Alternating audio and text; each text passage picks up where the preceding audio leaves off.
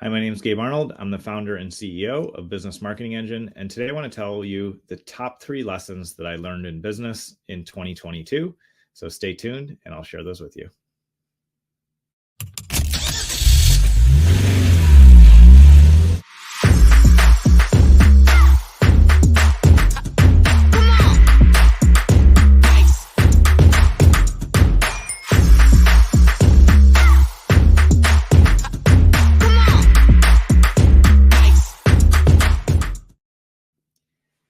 So 2022 was an amazing year for us here at Business Marketing Engine, or BME for short.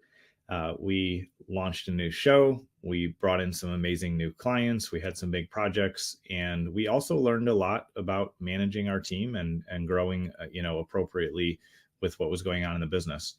And so one of the first things that I learned about a year ago now is that even when you feel like you have strong contracts and agreements in place, that shouldn't put you in a position where you get kind of passive about that or lackadaisical, where you're thinking, oh, like I did my contracts once, or I did agreements once, I've talked to attorneys, hopefully you have talked to an attorney, and now I'm all set. For me, what I realized is that as the business grew, there were new kind of liabilities and risks that we had. There was also new points of clarity that were really important to share with our clients. And so we experienced a project that did not go well in the end of 2021. And because of that, ended up having to get attorneys involved and had to go through the process of showing our client that we did deliver what we promised, and walking through the process of coming to an agreement to settle out of the disagreement, relatively amicably at the end. But what it taught me is that it's important to, on an annual basis, actually look at contracts, agreements, terms of service, privacy policies, all of those things, to make sure that they're actually in line with how the business is today and where you're growing. And so my encouragement to you on that front is, don't allow yourself to think that you're not big enough as a company to have legal review or to have people review your contracts. And I would encourage you to do 2 things with your contracts. One is make sure that you have an attorney you can talk to so you can get actual legal advice. There's some amazing services out there. It does not have to be very expensive. I use both business attorneys that I pay a normal hourly rate or a retainer, and I also use a legal review service where I can have them check simple contracts and things like that, because it's faster and it's more affordable for what I need there. But regardless of how you solve that problem, do not proceed with agreements. Do not continue to operate without an attorney's review of what you're doing, because it will save you tens of thousands, if not hundreds of thousands of dollars in the future.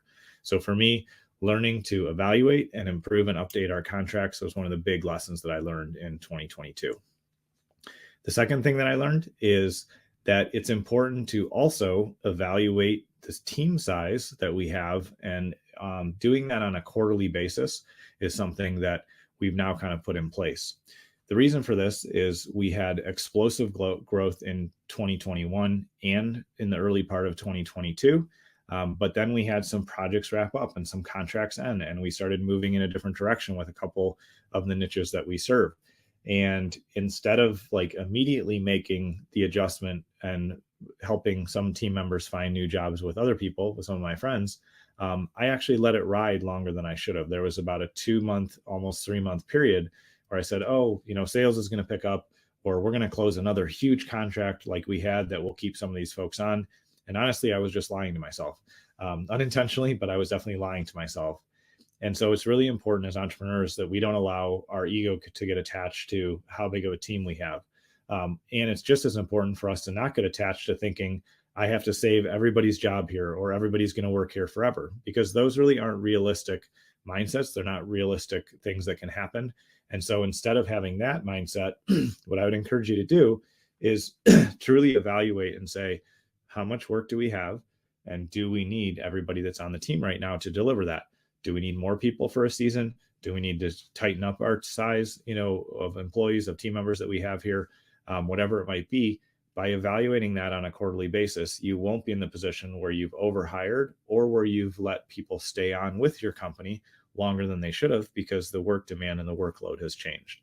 So for me, that was a really important and valuable lesson to say, I'm going to make this a more consistent process instead of waiting until there's red flags and I can see cash flow changing and I can see things changing that drive me to make the decision. So that was really, really valuable and helpful.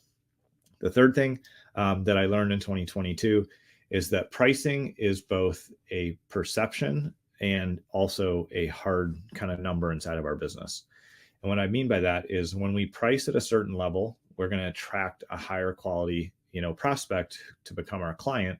And so there's part of what we need to do is always be aware and do price increases simply from a marketing perspective so that we're attracting the right people and we're not saying, oh, you can get into this for too little of an investment, because when we have too low of investment, we can attract people that aren't serious about actually getting value from our products and services.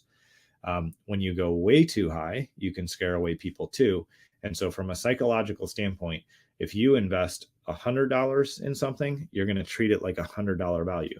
If you invest $1,000 in something, you're going to treat it like $1,000 value. And so setting our prospects who become our clients up for success with the right value-based pricing is key. But alongside of that, and especially in a season like we're in now, we need to pay attention to what the economy is doing, what other factors are going on.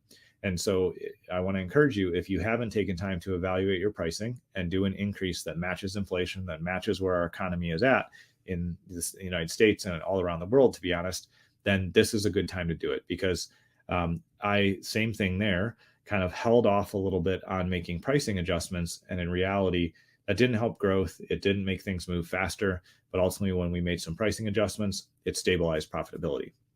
So those were the three lessons, big lessons that I learned in 2022. Lots of good lessons, but those were the ones I want to highlight.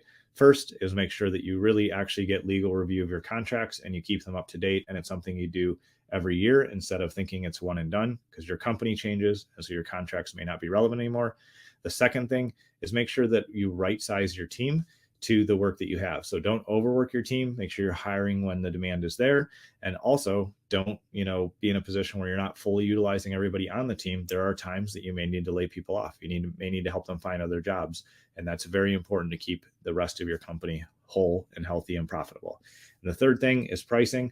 Always have a plan to do annual price increases, and also have a process when you see things shifting in the market or you see things shifting in the economy that you can evaluate pricing and make adjustments, because that is a normal, healthy part of operating a business. And we don't ever want to shy away from that or have any fear that puts us in a place where we don't take action, because ultimately that will just cripple us and put us in a position where we can't serve and help our clients. So I hope those lessons have been useful for you. I'm curious what you've learned. So if you want to comment down below, tell me what your big lessons were from 2022. That way we can all benefit from them. I appreciate you taking time to tune in today, and I look forward to seeing you on tomorrow's show.